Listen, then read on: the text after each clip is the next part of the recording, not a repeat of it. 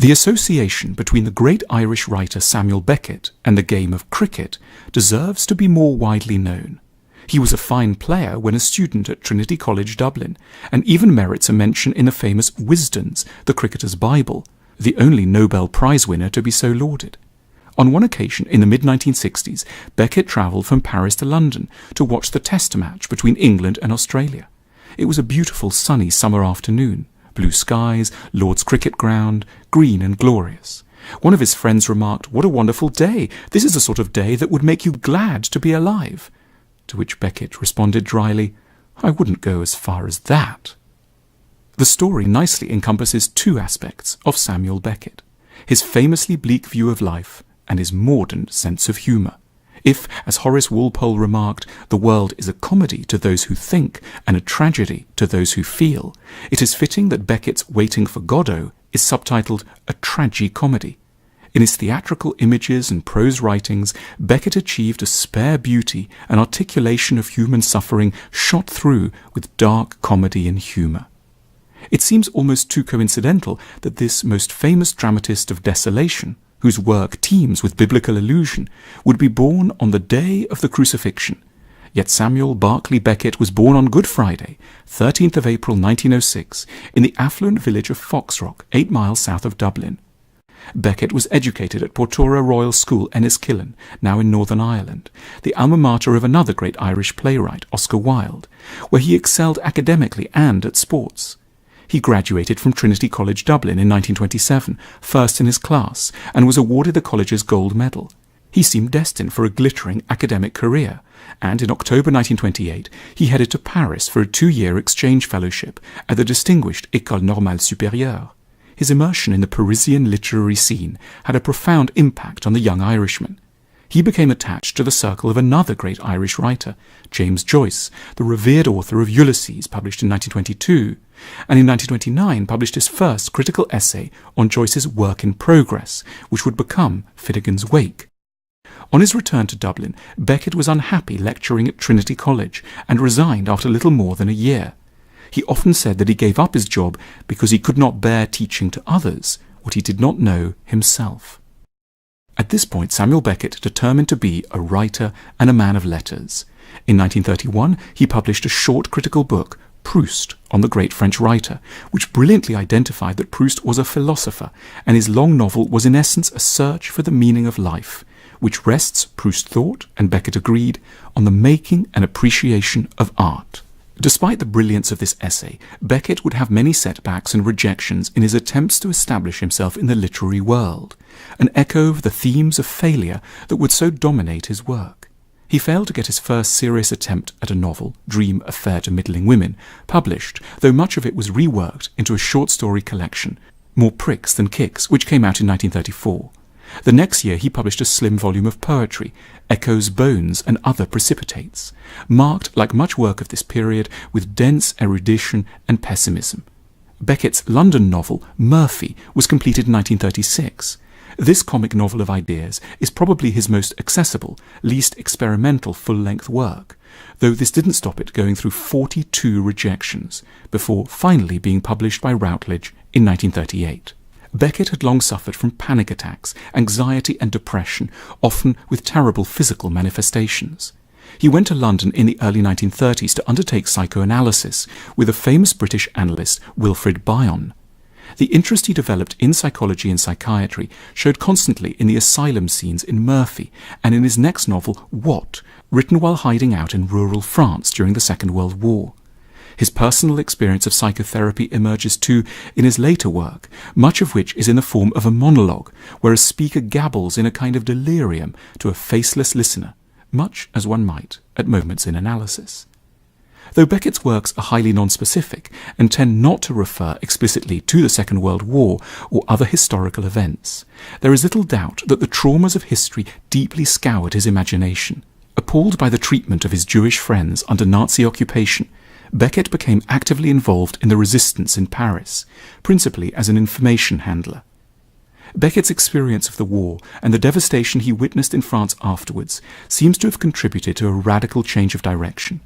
During a return visit to Dublin in 1946, Beckett had a vision or revelation of literary purpose, which marks the divide between his 1930s work, third person, erudite, omniscient, and the dwindled, bewildered first-person storytelling of his mature prose.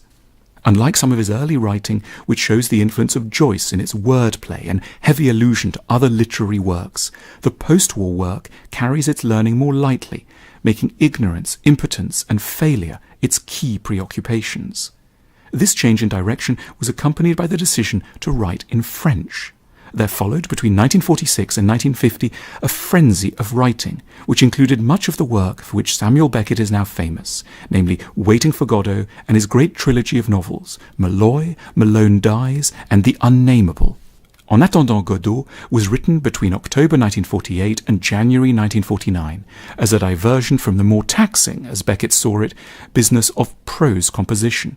It was eventually staged in a small avant-garde Parisian theatre in January of 1953. The play's immense success generated international controversy and wide interest.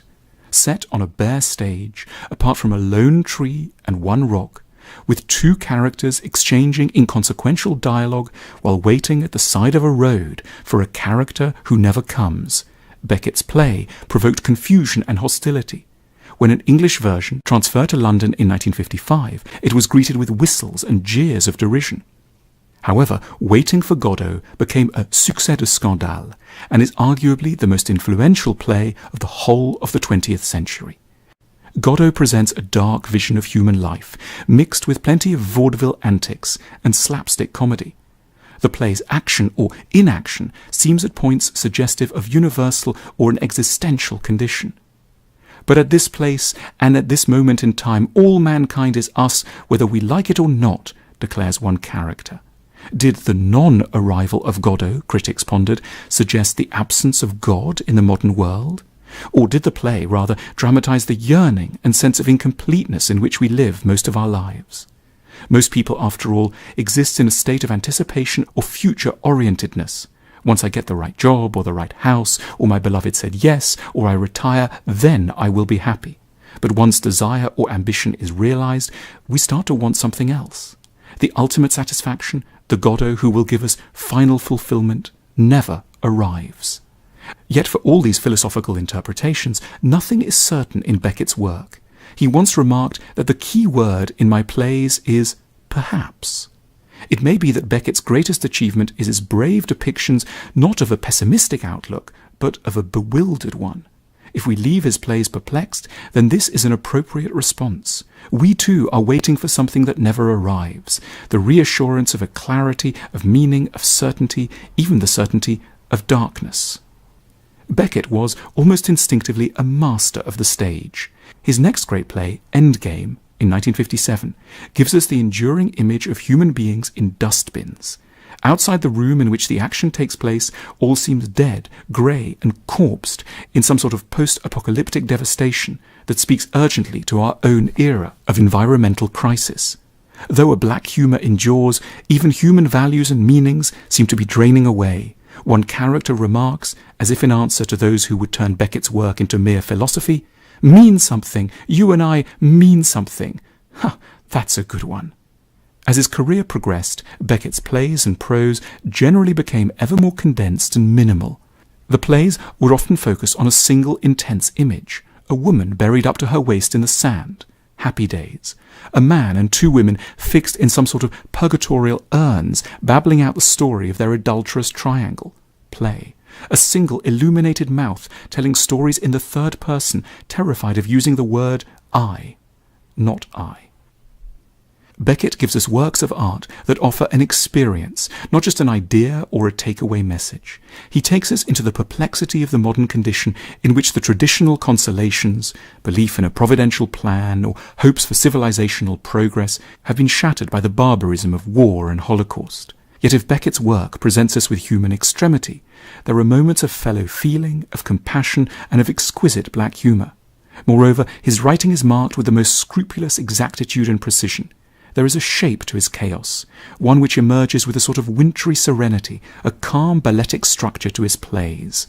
It is this formal and artistic achievement that allows us to cherish in Beckett's work a fragile, necessary grace. We love bringing you these films. If you want to help us to keep bringing you thoughtful content, please consider supporting us by visiting our shop at the link on your screen now.